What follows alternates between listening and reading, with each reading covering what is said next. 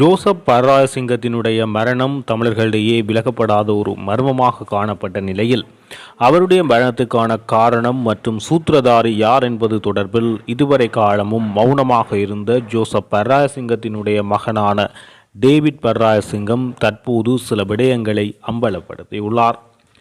Joseph Pararajasingham December 2005 24 12 மணியளவில் Batticaloa Saint மேரி தேவாலயத்தில் வைத்து அடையாளம் தெரியாத ஒருவரால் சுட்டு படுகொலை செய்யப்படுகிறார். அவர் மட்டக்களப்பை பிரதிநிதித்துவப்படுத்துகின்ற தமிழ் தேசிய கூட்டமைப்பின் பாராளுமன்ற உறுப்பினராகவும் தமிழ் தேசிய கூட்டமைப்பின் முக்கிய ஒரு உறுப்பினராகவும் செயற்பட்டு வந்தவர் ஜோசப் பர்ராசிங்கம். விடுதலை புலிகள் இயக்கத்துடன் ஆதரவாக செயற்பட்டு வந்த அவர் அந்த 2005 அடையாளம் தெரியாத நபர்களால் சுட்டு படுகொலை செய்யப்படுகிறார். இந்த நிலையில் விடுதலை புலிகளால் மாமனிதர் என அவர் அழைக்கப்பட்டதும் குறிப்பிடத்தக்கது. இந்த நிலையில் இவருடைய இந்த படுகொலைக்கு காரணமானவர்கள் யார் என அப்பொழுதிருந்து பல்வேறு சர்ச்சைகள் தகவல்கள் வெளியாகி கொண்டிருந்தன.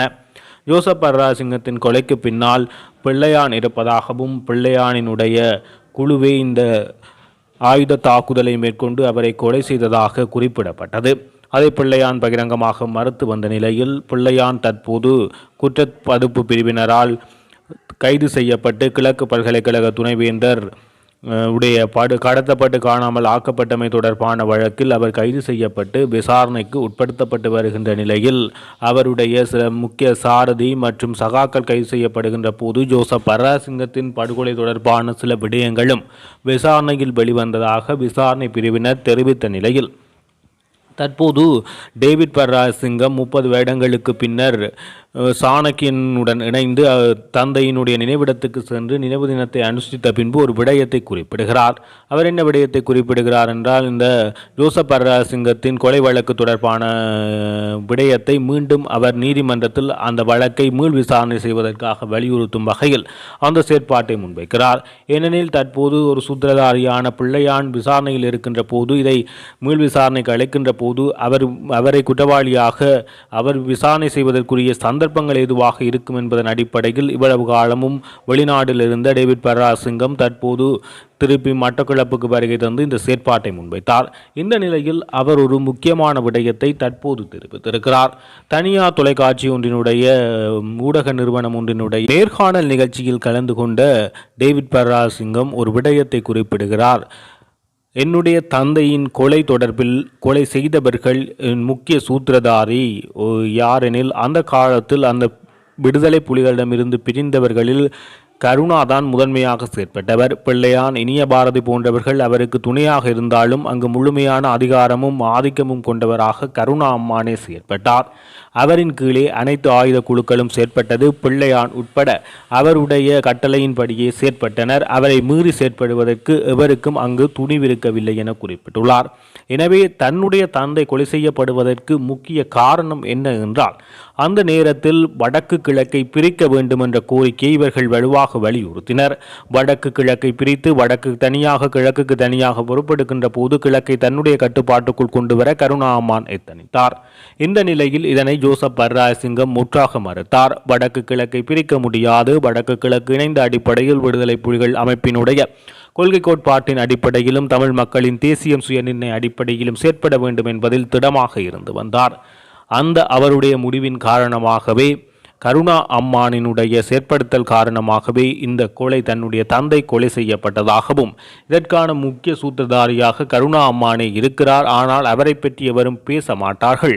பிள்ளையான் பக்கம் அந்த விடயம் செல்கிறதே தவிர அவருடன் இணைந்து அதற்கான முக்கிய சூத்திரதாரியாக கருணா அம்மானே இருக்கிறார். இது தொடர்பாக காலங்கள் பதில் சொல்ல வேண்டும் எனவும் அந்த நேரங்களில் ஆயுத குழுக்களை வழிநடத்தியவர் கருணா. ஆனால் அவரை பற்றி தற்போது பேசாமல் பிள்ளையானை பற்றி பெரிதாக பேசுகிறார்கள். ஆனால் உண்மையில் பின்னிற்பது கருணா என அவர் தற்போது ஒரு விடயத்தை குறிப்பிடுகிறார். தற்போது பிள்ளையான் விவகாரம் சூடுபிடிக்க தொடங்கியுள்ளது. பிள்ளையான் கைதை தொடர்ந்து அவரிடம் இடம்பெறுகின்ற விசாரணைகளின் அடிப்படையில் அவருடைய சகாக்கள் தொடர்ச்சியாக கைது செய்யப்பட்டு வருகின்றனர்.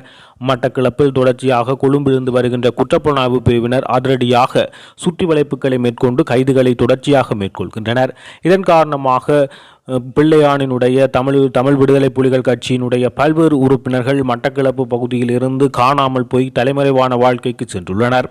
இந்த நிலையில் இனிய பாரதியின் கைதை தொடர்ந்து இனிய பாரதியிடம் இடம்பெறும் விசாரணைகளின் அடிப்படையில் குற்றப்புலனாய்வு பிரிவு சில அதிரடி நடவடிக்கைகளை மேற்கொள்கிறது. அது என்னவென்று பார்க்கின்ற போது இனிய பாரதியின் சகாபான தொப்பி மனாப் என்று அழைக்கப்படுகின்ற முன்னாள் திருக்கோவில் பிரதேச சபை உறுப்பினராக இருந்த விக்னேஸ்வரன் நேற்றைய தினம் ஞாயிற்றுக்கிழமை குற்றப்புலனாய்வு பிரிவினரால் அதிரடியாக சுற்றி வளைக்கப்பட்டு கைது செய்யப்படுகிறார். அம்பாறை மாவட்ட தமிழ் பகுதிகள் கடந்த காலத்தில் இவர் இனிய பாரதியினுடைய குறிப்பாக அம்பாறை பகுதியின் பல் திருக்கோவில் உட்பட ஆயுத முகாம் அனைத்தும் இனிய பாரதியினுடைய தலைமையின் கீழ் செயற்பட்டது. இந்த முகாம்களில் மயானங்கள் மற்றும் 2 தினங்களாக குறிப்பாக அவருடைய பொறுப்பின் கீழ் இயங்கி வந்த முகாம்கள் மற்றும் 2 மயானங்கள் அடையாளப்படுத்தப்பட்டு அவரிடம் இடம்பெற்ற விசாரணைகளின் அடிப்படையில் அங்கு சில முக்கியமான தடயங்கள் மற்றும் கொலைக்குரிய சில கொலை சம்பவங்களுடன் தொடர்புடையவர்கள் அதாவது காணாமல் ஆக்கப்பட்டவர்களுடைய உடலங்கள் புதைக்கப்பட்டிருக்கலாம் என்ற அவர் கொடுத்த வாக்குமூலங்களின் அடிப்படையில் தற்போது அவை குற்றப்புலனாய்வு பிரிவினரின் பொறுப்பில் எடுக்கப்பட்டுள்ளது. இந்த நிலையில் 2 மயானங்களையும் அகழ்வதற்குரிய நடவடிக்கைகளை குற்றப்புலனாய்வு பிரிவினர் மேற்கொள்வதற்கான நடவடிக்கையை ஏற்படுத்தியுள்ளனர். அம்பாறை திருக்கோவில் பிரதேச சபையின் முன்னாள் தவிசாளராக இருந்த உதயகுமார் 2005ஆம் ஆண்டு பகுதியில் துப்பாக்கியால் சுட்டு படுகொலை செய்யப்படுகிறார். அந்த சம்பவம் உட்பட 2005 மற்றும் 2008ஆம் ஆண்டுக்கு இடைப்பட்ட கிழக்கு மாகாணத்தில் பல்வேறு சம்பவங்கள் பதிவாகியது. இனிய பாரதி என்று அழைக்கப்படும் கிழக்கு மாகாண சபை முன்னாள் உறுப்பினர் புஷ்பகுமார் மற்றும் அவரது சகாவான சசீந்திரன் தவசீலன் ஆகியோரை கடந்த 6ஆம் திகதி திருக்கோவில் மற்றும் மட்டு சந்திவெளி பகுதியில் வைத்து குற்றப்புலனாய்வு பிரிவு அதிரடியாக கைது செய்து இந்த விவகாரங்கள் தொடர்பில் அவர்களிடம் விசாரணைகளை ஆரம்பித்தது. இந்த கைதை அடுத்தே இனிய பாரதியின் முன்னாள் சாரதியான செந்தூரன் கடந்த 9ஆம் திகதி பொத்துவிலில் இருந்து மட்டக்களப்புக்கு தனியார் போக்குவரத்து பேருந்து வண்டியை செலுத்தி சென்ற போது அவரை கல்முனை நகரில் வைத்து சிஐடி கைது செய்தது. இதனைத் தொடர்ந்து கைது செய்யப்பட்டவர்களிடம் விசாரணைகள் மேற்கொள்ளப்பட்டு வந்ததன் அடிப்படையில் சனிக்கிழமை பிற்பகல் 2 மணிக்கு கொழும்பிலிருந்து ஒரு அதிவிசேட ஜீப் வண்டியினூடாக புலனாய்வு அதிகாரிகள் தம்புவில் மகா வித்தியாலயத்துக்கு அருகில் பாடசாலை வீதியில் 2004ஆம் ஆண்டு தொடக்கம் இயங்கி வந்த இனிய பாரதியின் காரியாலயம் முற்றுகையிடப்படுகிறது. அந்த முற்றுகையிடப்பட்டு சோதனை மேற்கொள்ளப்படுகிறது. அவ்வாறே தம்பிலுவில் பிரதான வீதியில் இயங்கி வந்த டிஎம்பிபி முகாம், தம்பட்டையில் இயங்கி வந்த முகாம், திருக்கோவில் மயானம் போன்றவற்றுக்கு சென்று சோதனையில் ஈடுபட்டுள்ளனர்.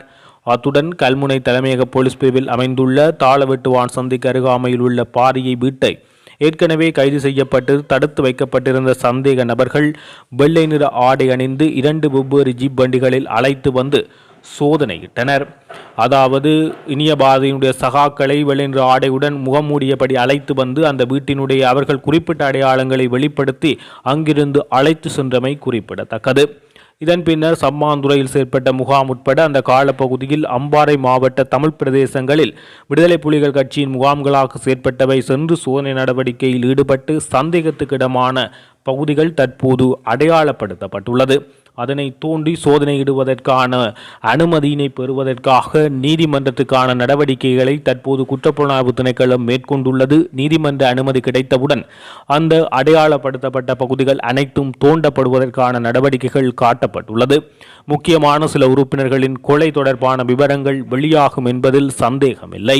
அவர்கள் வாக்குமூலங்கள், அவர்கள் குறிப்பிட்ட விடயங்களை அவர்களையே நேரில் கொண்டு வந்து அடையாளப்படுத்தி குற்றப்புலனாய்வு பிரிவு இந்த அதிரடி நடவடிக்கையை நேற்றைய முன்தினம் மேற்கொண்டது. இந்த நிலையில் தமிழ் மக்கள் விடுதலை புலிகள் கட்சியைச் சேர்ந்த இனிய பாரதியின் மற்றொரு சகாவான திருக்கோவில் விநாயகபுரத்தைச் சேர்ந்த முன்னாள் பிரதேச சபை உறுப்பினரான தொப்பிமனாப் என்று அழைக்கப்படுகின்ற விக்னேஸ்வரன் அவரது வீட்டில் வைத்து 3 மணியளவில் குற்றப்புலனாய்வு பிரிவு சுற்றி வளைத்து கைது செய்கிறது.